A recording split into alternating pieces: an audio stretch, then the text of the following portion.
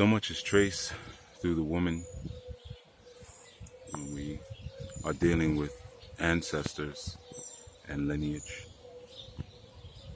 And, losing anyone is always or usually pretty devastating.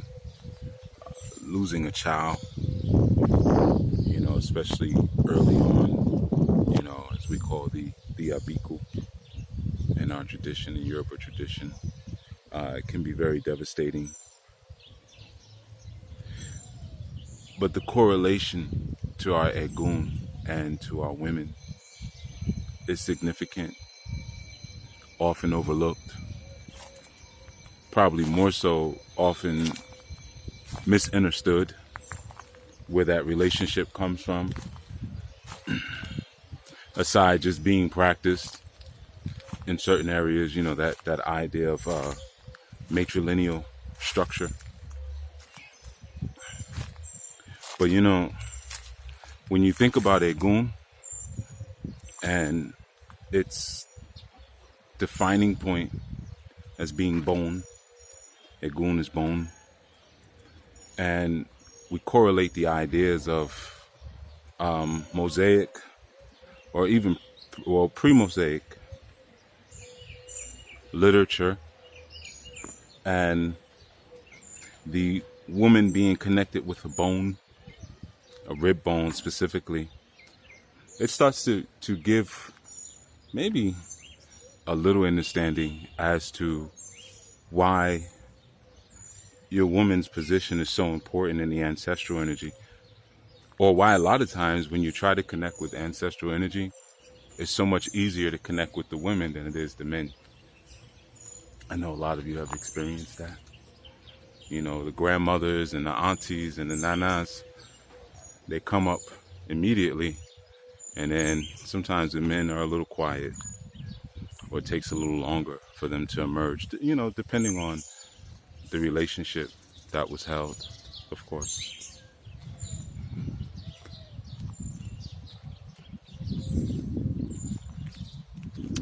If you consider, again, in that folklore, the rib bone, then we have egun, bone, right? Well,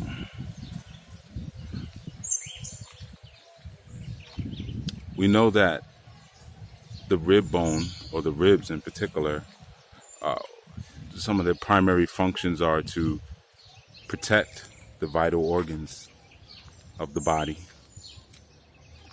as well as to facilitate breathing, right? Facilitate the contraction and the expansion of the lungs, right? So if we consider for a moment the connection of egun with bone, we consider a moment the connection of the feminine energy with bone, we can maybe even derive some comprehension as to the rhyme and reason for the bone, or the egun reference. Being able to support breathing is supporting living and vitality, of course, and protecting the vital organs is also protecting where we're soft. And you think about men,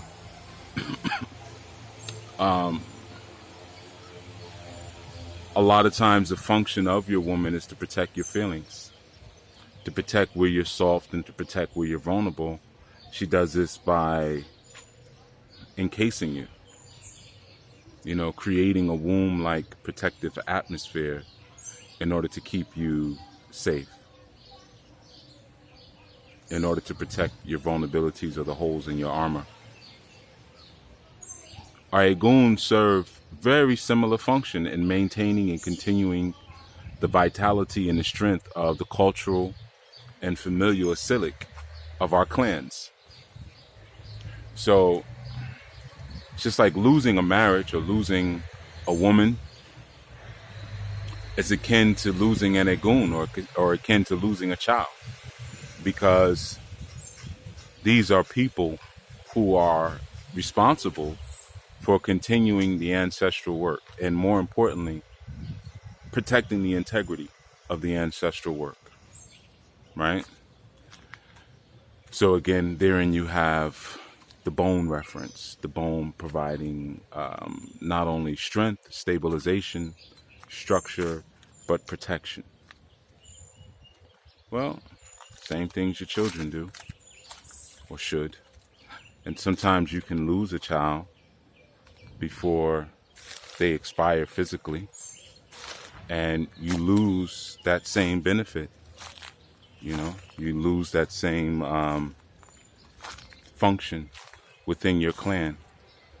And it is mourn worthy, if you will. It is worthy of mourning, just like losing a spouse is mourn worthy. So yeah, why is everything so deeply and intrinsically connected to the female?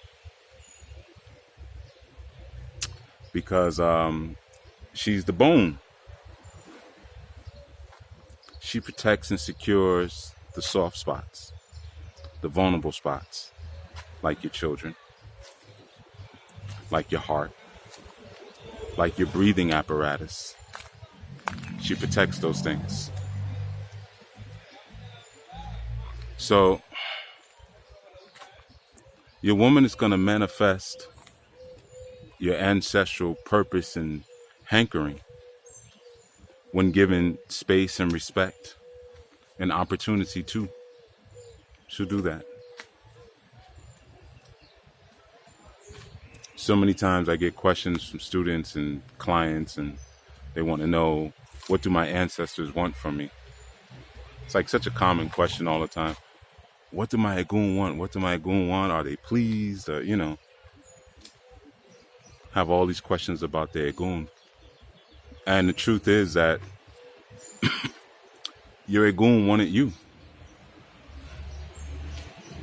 You are that culmination of ancestral desire and, ancestral wishes and hopes, maybe even anxieties. And it may not have been the last generation. It may not have been the generation prior to that. But you represent an answer to a question that they asked. So what your ancestors always want is for you to live on through via activated purpose. Because when you're living on purpose, you're actually being what they asked for. You're being what they called for. When you're living on purpose. Because you were artfully and craftily, that's the word, designed. Craftily designed to answer the question or to problem solve whatever what was in front of them. So when you get tripped up and distracted by someone else's calling, use that someone else is the world, or world powers, if you will, world strengths. What happens is you fail to meet out the original call of your design, as asked for and contributed to by and co-created with your ancestral energies. So there's an important piece in all of it. And the important piece is actually the union between man and woman, and subsequently man, woman, and child. Because each one serves a key purpose in bringing forth ancestral information, wisdom, answers, and solution. Sometimes the other question that comes up a lot is, people who are engaged in what they think are marriages. And I have to say it that way because just because you went to the state or you performed a ceremony or you had sex doesn't mean that you actually have a proper marriage. Doesn't mean that your marriage is recognized by your ancestors on each side and that there's been a unification of the families, which is why a lot of times it's so easy to take them apart. When your marriages don't have not only ancestral blessing, but the spiritual sanctioning, they're easy to dismantle. You could dismantle marriages like that within 5 minutes. And you often see it. You often see it. They're really hard to keep together. And then you hear people say, well, marriage is work. Marriage is a lot of hard work. No, it's not. It's not a lot of hard work. Sometimes we take opinions on from people who don't even live our culture. And then we apply that within our culture and we become sick. Marriage is not a lot of hard work. It's not. It's just a high calling. But what do my ancestors want? For you to be equipped and tooled in order to fulfill the clan's mission. And part of that is unification. The man serves a purpose in that ancestral call. The woman serves a purpose in that ancestral call. And the children practically are the ancestral call. You see. So, men, sometimes you got to let her see your soft jelly parts so she'll know where she's supposed to wrap around and protect. And, that's where her strength comes in.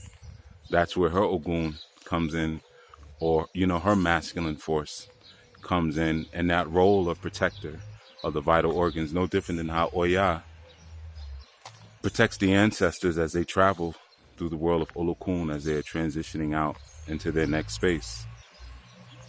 They are vital. They are vulnerable. And she protects them in that sense. All right. Well, I'm working as usual and as always.